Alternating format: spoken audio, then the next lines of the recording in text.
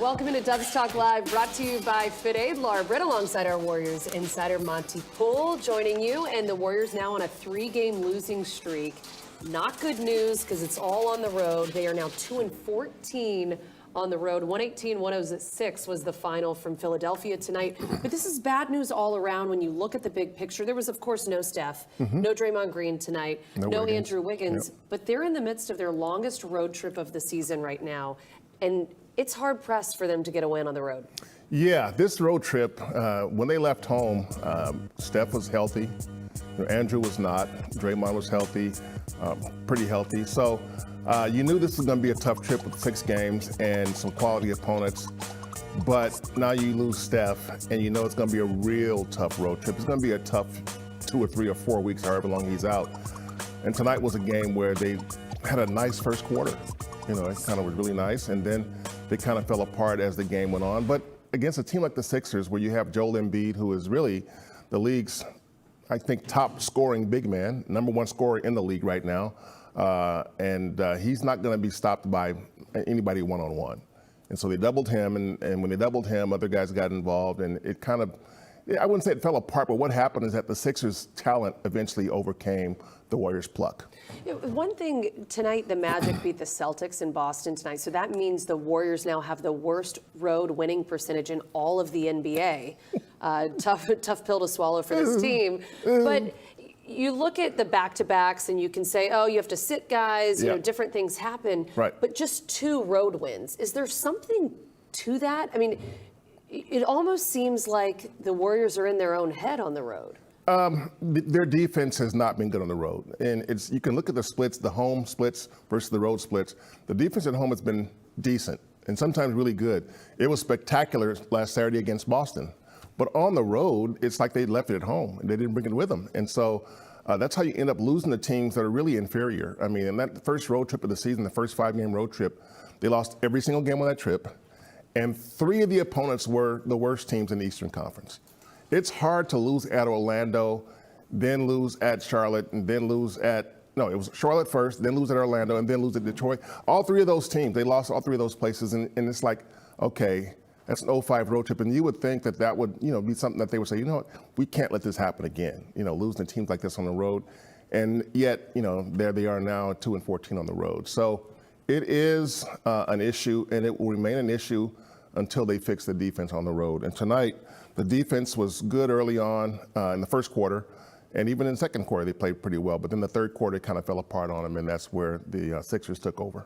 Yeah, in this road trip, they've had a little bit tougher tests. I mean, the Bucks, the 76ers tonight. So these aren't easy teams. No, better teams, which is not going to help them in their quest to try and improve their road win record. Klay Thompson tonight with no Steph Curry, of course, no Draymond Green, not his usual pals that he's out on the court with. But he just really had a rough night tonight. Klay Thompson finishes the night with 12 points. He got off to a really slow start, the majority of those coming late in the game. Do you think that he's going to be able to find his groove, maybe try and settle into a groove? Because it is going to be multiple weeks with no Steph. Yeah, I mean, you know, I think Klay's night obviously was well below his standard. And not just scoring-wise. I mean, he was 4 of 17. That's highly inefficient. But he also had, you know, turnovers, 4 turnovers, which is a lot for him. He had a couple of defensive miscues, one like right here where he misses the shot there and he misses another shot here. So he makes that one. So there was a play, though, where Klay actually missed his 3-pointer, and the guy who guarded him went back and got a dunk. So you're not supposed to get beat on defense like that, and he got beat on defense. So he was probably still thinking about the missed shot, and his guy took off and got an easy shot out of it. So I think for Klay, the most troubling part of it is that he was listed as questionable before the game because of soreness in his knee. And if that's going to be an issue, it really bodes poorly for the Warriors because, you know, he's been feeling pretty good most of this season. He was starting to round into shape and play well about 3 weeks ago, and he's been better. But if he's questionable and decided to play through some soreness, you don't know where that's going to go. But that's, I think, the most troubling part of it, if you're a Warriors fan, is that not only did Klay play poorly tonight, but he had some knee soreness he probably played through, and you want to see how that goes from here on out. Yeah, with that, I think it obviously says a lot about Klay wanting to be there for his team, knowing that they're down some guys. Yep. So credit to Klay for going out there, but obviously not the standard that he's used to putting out performance out on the court. On the other hand, Jordan Poole, he also got off to a slow start, but he finished quite hot. Poole finishes with 29 points tonight against the 76ers. In the first half, he had 8 points. Second half, 21 points for Jordan Poole. Talk about it, hot and cold. Yeah, I mean, and Jordan, I think he just got himself into the game. In the first half, I think he was maybe trying to do too much. In the first quarter, they didn't need Jordan to score a lot because Dante DiVincenzo was smoking hot, And so if you get that from Dante, Jordan can be the playmaker. But at some point, you need Jordan scoring to show up, and it did in the second half. And that's one of the reasons why they were kind of able to hang into this game until the final couple of minutes, because Jordan was able to kind of put him on his back a little bit in terms of offense, because nobody else was doing much in the second half. Dante slowed down in the second half. Klay got a few buckets, but again, it was hard time for him. So in this instance, I thought in general, though, Jordan and Dante as a backcourt, I thought their performance tonight was okay. This game was, if Klay is able to give you what he usually gives you, they might win this game the way Jordan and Dante played, because Looney was great too. So you can't have everything, but I say this was encouraging because Jordan showed signs of life in the second half. Dante has been really good lately, and he was really good tonight. And he had 10 rebounds, Dante. So you need somebody that can do those things. But Klay has got to be on his game, I think, if the Warriors are going to be able to stay afloat during this time while Steph is out, even if when Wiggins and Draymond come back. Yeah, and with Jordan Poole, he has 4 assists tonight as well to go along with his 29 points. What does it say about him? He does seem to come out, and I don't know if being in his own head is the right way to put it, but he can really build confidence throughout a game. I mean, he came out in the second half and he was a different player. Yeah, I think Jordan's confidence, I don't think it ever goes away. It's kind of weird. I mean, he can play poorly and still say he's confident because, he's one of those guys who just doesn't lose it. But if shots don't go in, he's not helping his team if he's going to be shooting. But in the second half, he gave himself a little more time. It seemed like he did get into the game, the flow of the game. He kind of relaxed a little bit, and you saw Jordan not pressing. I thought in the first half there were times when he was trying to press, and he will do that sometimes, and it results in turnovers a lot, where he dribbles into traffic because he's trying to get to the basket. Just settle into the game, get your points where they come back to you, and let the game come to you. And he did that in the second half, and he got 21 points in those last 2 quarters. So that's the Jordan they want, with or without Steph, but obviously without Steph, that's the Jordan they need. Yeah, and he was that at the end of the season last year and leading into the start of the playoffs last season with no Steph. Let's listen to what Jordan Poole had to say about his performance tonight as we get you back out to Philadelphia. It's just an extra option whenever we're driving to the basket or when we're pick and roll. He takes up so much space in the paint. Being able to have a target above the rim is huge. How do you kind of view this next month without Steph and, I guess, your kind of offensive responsibility with him out? Continue playing my game. Try to lead these guys to a couple wins. Really try to lock in and gain the rhythm while we're on the road, win a couple games. So we can get some good mojo going back home for a nice little homestand. So continue just to fight every night, execute down the stretch, and just try to get wins against some good teams. Team-wise tonight, and what didn't you like? We were moving the ball, especially early, being able to get a lot of guys going. Dante had some big threes in the first half. Anthony had some big threes. Just trying to find ways to get guys easy looks, keep them going, moving the balls, keep them engaged. So down the stretch, these guys are comfortable, shooting shots. About kind of you taking control, kind of being under control, actually, is how I should say it. And Steph was talking about your efficiency. I know that's important to you, too. How'd you feel about your pace tonight, and especially that third quarter when you got it going? It was definitely a point of emphasis, personally, individually, just trying to find ways to continue to better my game, and that's something that I want to focus on. So just being able to be in a pick and roll, or bring the ball up and kind of see the offense throughout the game, see different coverages, just trying to play with my pace a little bit and use these games as reps, to try to, like I said, put my teammates in good situations and try to get everybody going. Season without Steph and held on to the 3 seed. Do you at all right now look back at that time? Is there anything that you remember from that time that might help this next month? I mean, yeah, I remember it. It's a new opportunity, new team. It's earlier on in the season, but you got to find ways to win games, lock in, stay together, no matter who's out there. We've had guys out for a couple games throughout the season and different lineups. So I think we're more than confident with the guys that we have, and we know that we're heading in the right direction. So it's only a matter of time before we start putting everything together, winning games, and we're good on the run. Some battles with D'Anthony Melton in the playoffs, the Western Conference. What kind of a matchup is he? What kind of a player? Yeah, we saw him with Memphis last year in the Western Conference, and he's been playing really good this season, especially over there with the guys that he has. He's taking advantage of the opportunity that he has. He has more minutes, and he's a really good player. So just being able to match up against him and kind of just battle throughout the night in the games that we have together is special. Yeah, he does defensively. That's special. I mean, he's a good defender, but where were you from? From Philly. So he's a good defender. Yeah, he's a good player. He knows he's a good player. We were chopping it up the whole game. Competitive edge. He's a competitive player, and it's always a challenge when you match up against a guy like that and find ways to get better. Thank you. You were 4 for 9 from 3 tonight. I think the last 7-8 games, the numbers are ticking up there. Kind of fundamentally, what's your main focus as far as that goes right now?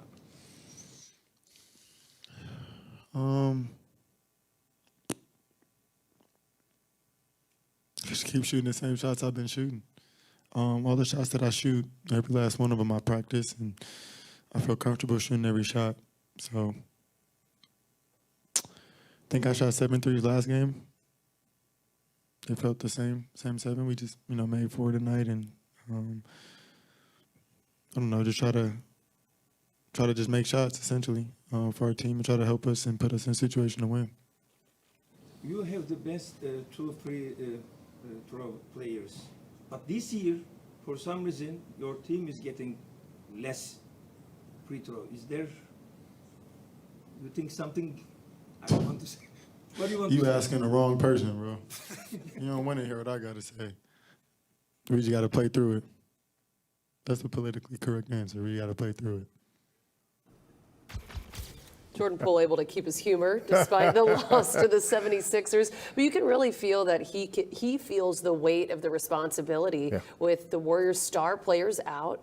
He needs to step up, and he put it on himself. Yeah, and Jordan always believes in himself.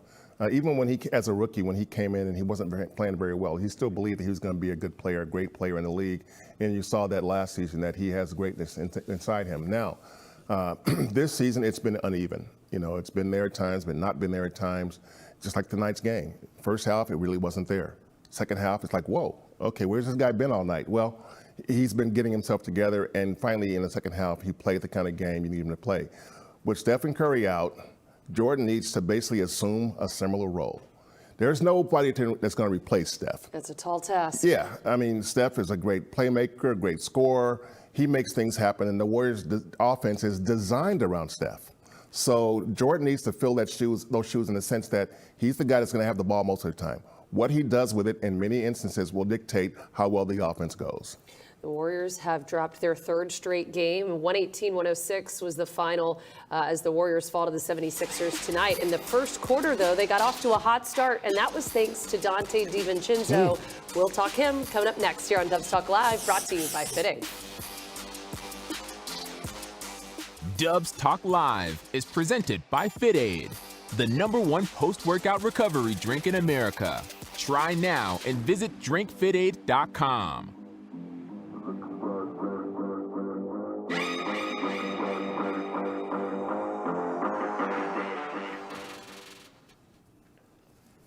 YouTube. We got our YouTube friends. Okay. Let's see what's up tonight. I was scrolling through the chat a little bit ago. You think? Our producer said some optimism. I was going to say the opposite. I saw some people feeling kind of bummed about the situation. Yeah, nobody wants to lose, and you're bummed because you know Steph won't be around for a bit. And so therefore, there's going to be, I understand that. I mean, the Warriors are built around number 30. And so trying to win games without him has been tough traditionally. You know, you can go back a couple of years when they tried to win games without him 3 years ago, and it didn't work well at all. They ended up with a lottery pick who became James Wiseman because they won 15 games all year. So they know what can happen when Steph is out. They've seen it before. And tonight, I thought that's why I thought tonight was encouraging, because they hung in the game against a team that should be able to beat them with this roster. And they were in the game for 46 minutes. They didn't play great after the first quarter. Their offense kind of died after the first quarter. It was pretty much Jordan Poole, and that was about it. Yeah. But to be close in a game like this until the final 2 or 3 or 4 minutes, it says a lot about what the Warriors can be once they get Wiggins and Draymond back, and both those guys might be back on Sunday. Oh, there is optimism. William said Klay has to play better in this trip, but I can see the potential in this team. It was good to see Wiseman out there. So there is optimism. Yeah. There is. A little bit. There's optimism. A little bit. All right, we'll chat with you guys in just a little bit.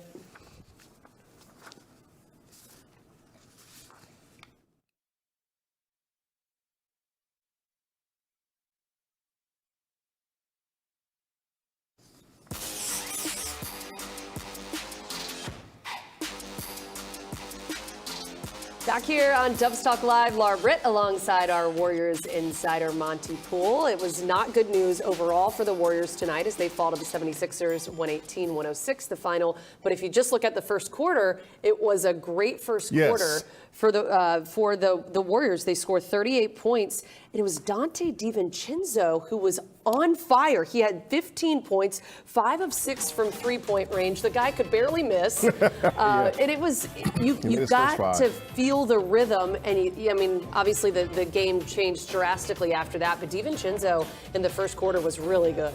Yeah, I mean, Dante, this is where, Dante grew up not too far from there. He grew up in Delaware, so it's really close to Philly. And performed for the hometown fans. Yes, he had a lot of friends and family there. He went to college at Villanova there in Philadelphia, so he was in his comfort zone a little bit, and you saw it early on, 15 points in that first quarter. As well as he shot it, you don't expect that to be sustainable. Nobody's going to make every three-pointer like he did his first 5. But I thought the key to that first quarter was the ball movement. They had 13 assists in that one quarter. Their season high for assists in one quarter is 14. So that tells you the ball was moving, finding guys who were making shots. Dante was making shots. Other guys were making shots. The three-pointers were falling in that first quarter. But to have 13 assists in the first quarter, and then in quarters 2, 3, and 4 combined, they had 18. That means that the offense kind of up and died. And that's why they weren't able to hold on, because that first quarter was, if Steve Kerr had scripted an offensive first quarter, it would look a lot like that. The ball, 13 assists on 14 shots, 14 field goals. That's crazy. That means that only one assist was one bucket was unassisted, and so you would take that. But then over the rest of the game, only 18 assists. And so that first quarter is what you want to see, and they would love to take the offense from that quarter and carry it with them to Toronto and then to New York and then to Brooklyn. And if they do that, they might come away with another win or two on this road trip. Yeah, and I get, with Joel Embiid and James Harden, this is not an easy 76ers team to go up against. No. But I was a little surprised, and I'm curious to hear what you think. Were you surprised to see them fall off a little bit after that first quarter? A lot of times if you get off to that hot start, you can carry that throughout, maybe not the entire game, but at least another quarter. Yeah, a couple things happened, though, and that is in the second quarter, the Sixers make adjustments. When you see what happened in the first quarter, and the Sixers saw their defense wasn't very good in the first quarter.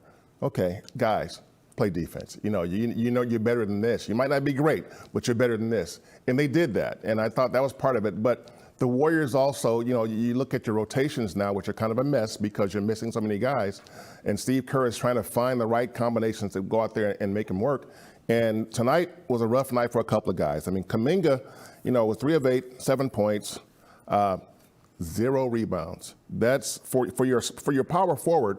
that's not good at all. It's a good thing for them that Dante got 10, who was a guard, got 10, and so that kind of offset that. But Kuminga wasn't very good, and then you didn't get a whole lot from Ty Jerome. There were different guys that came in trying to get something going, and in the second quarter, you could see the game tightening up a little bit. The Sixers were down 5 at the end of one quarter, where the Warriors had an 11-point lead at one point in the quarter, and then the game tightens, and then the third quarter, it kind of falls flat because the offense just couldn't get it together.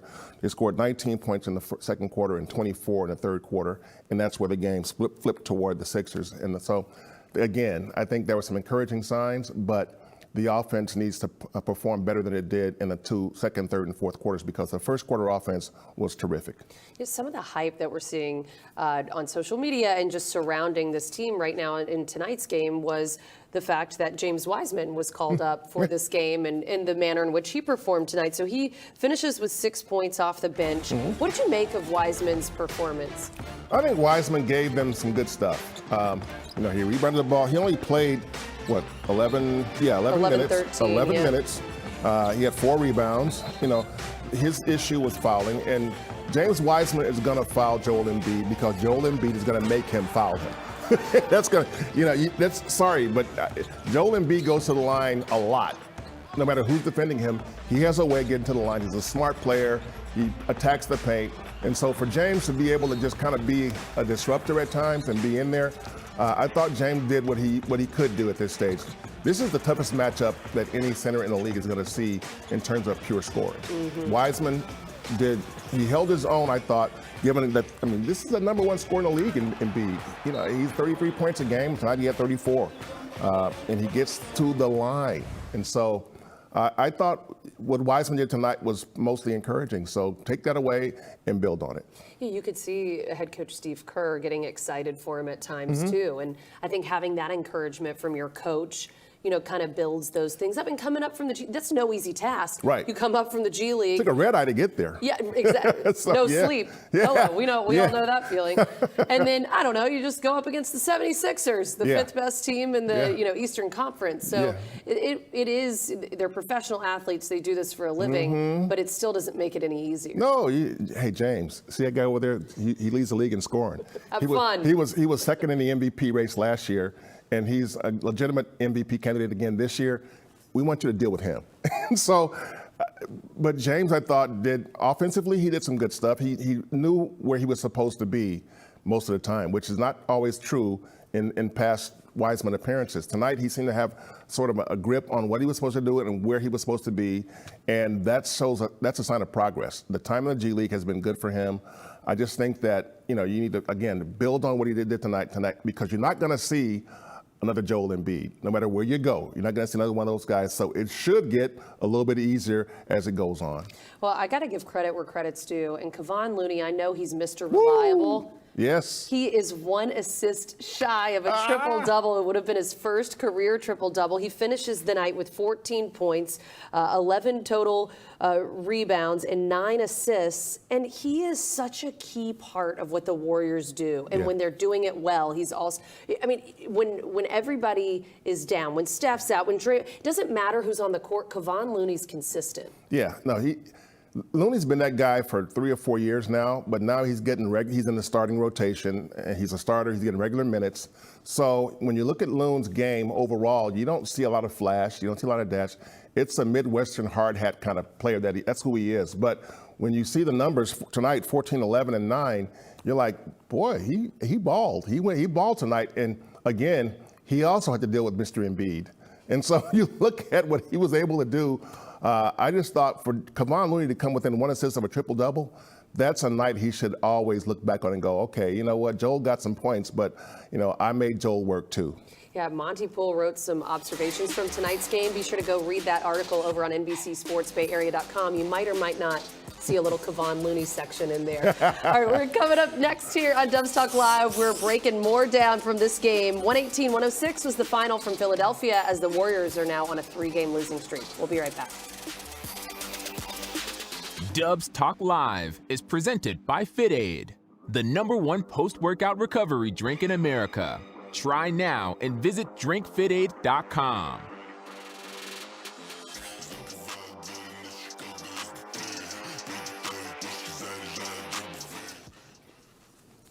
YouTube.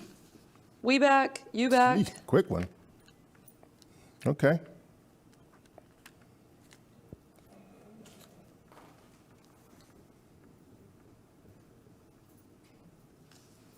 Yep. Oh, yeah. Sorry.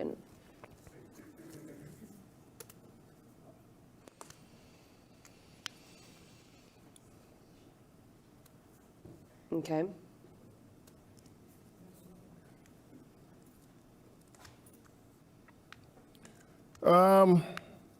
Moody, I would say probably, yeah. More minutes. More for minutes, Moody. minutes at the expense of Ty Jerome, maybe.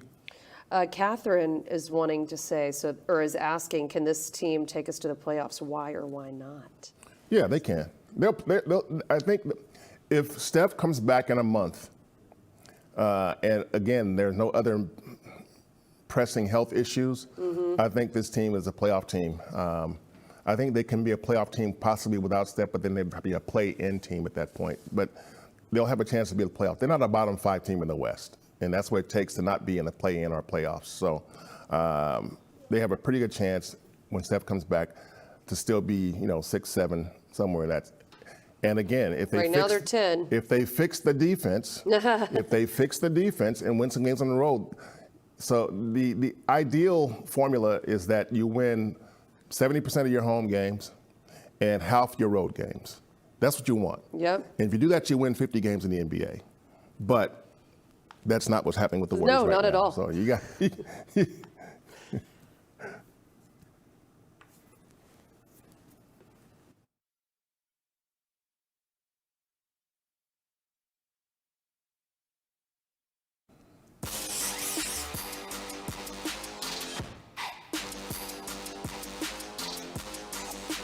Dubs Talk Live brought to you by Fit Aid. Roll it along with you on a Friday night. And our own Monte Poole, our Warriors insider, has this quote from Steve Kerr. There's a chance Andrew Wiggins plays on Sunday at Toronto, his hometown. We saw what DiVincenzo did tonight around his home crowd, not home Bay Area home, Right.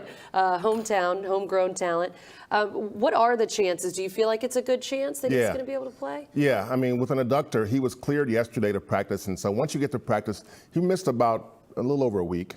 And so once you're cleared to practice, that means you're pretty close to getting back into a game. And Wiggins is always in great shape. So I know he wants to play in Toronto. I would say when I hear there's a chance, he's likely to play in Toronto, and the Warriors could really use him. Well, you can always follow Monte Poole over on Twitter to keep up with the latest and read his articles over on NBC Sports Bay Area.com. Next up for the Warriors, it is a Sunday matchup against the Raptors as their 6-game road trip continues. For Monte Poole, I'm Laura Britt. We'll see you soon.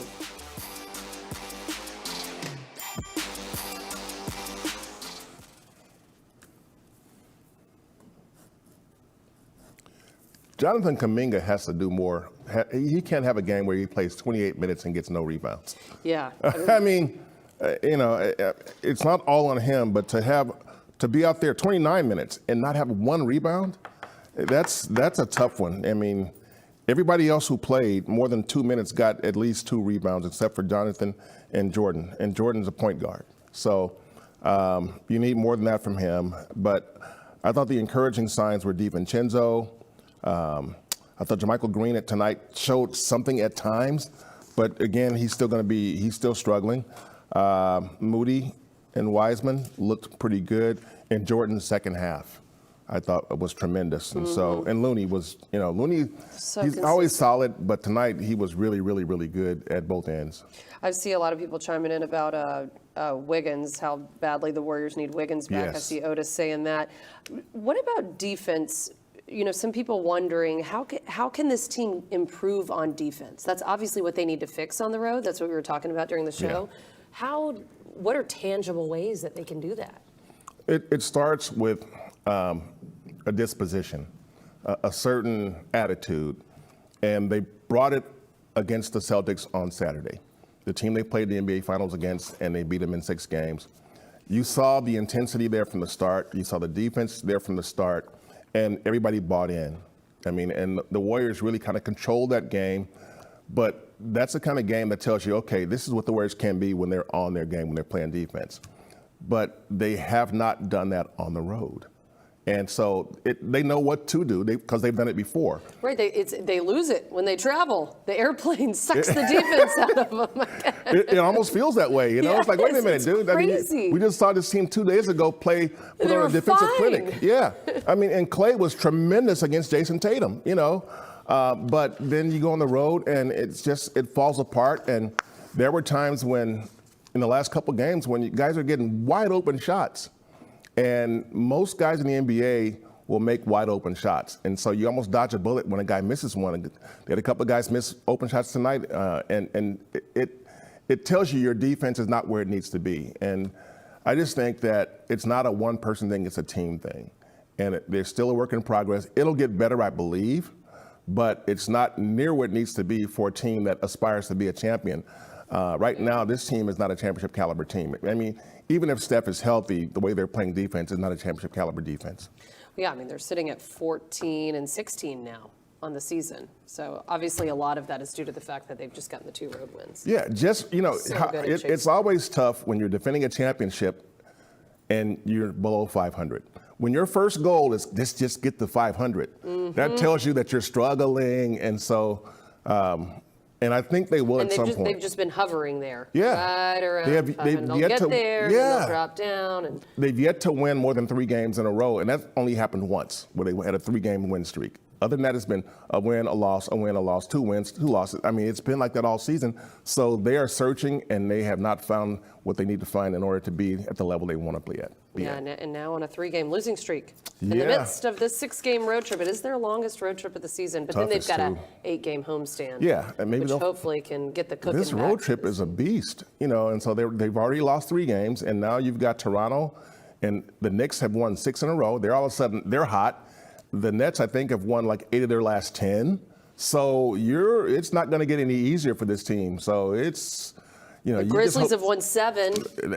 and that's the Christmas Day opponent when they come home. At So, home, which is yeah, not good so coming off the it's road. going to be rough for the Warriors to get back above 500. But again, it might take them until next month to do it. I think they will, because Steph will be back sometime next month. Well, this was fun. Thanks, YouTube, for hanging out with us. Yep. I'll see Thank you again you. soon. Thanks, Monty. Boy, the time Now flies. we've logged 2 of Boom. these things. That's right. All right, more to come. Bye, y'all. Take care.